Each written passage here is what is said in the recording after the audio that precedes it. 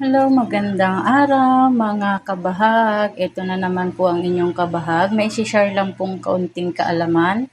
Napanood ko lang po ito pero 3 times ko na po siyang inadapt sa aking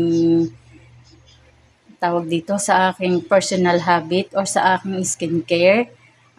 Sabi po nila, mag-prepare ka daw po ng isang kape. Any coffee po, basta black coffee. Ayan, isang kape. Maglalagay ka po niyan sa isang lagayan ng 1 o 2 kutsarita. Ilalagay mo po dito. Then, magpipiga ka po ng kaunting lemon.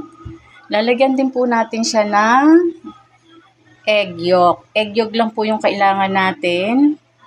Ayan. Then, 100% coconut or olive oil. Ayan. Kukonbine nyo po yan isa-isa. May nagawa na ako kanina. Ayan, pinagsama-sama ko na siya. Ayan. Then, mix lang po natin siya ng i-mix until matunaw po yung kape. Ayan. Then, pwede na po natin siyang i-apply sa ating mukha. Pagkalagay po natin sa ating mukha, iwan po natin siya saglit or ibabad natin siya ng 15 to 20 minutes before maligo. Mapipil nyo po siya kung ano po yung magiging effect niya sa inyong mukha. Yan.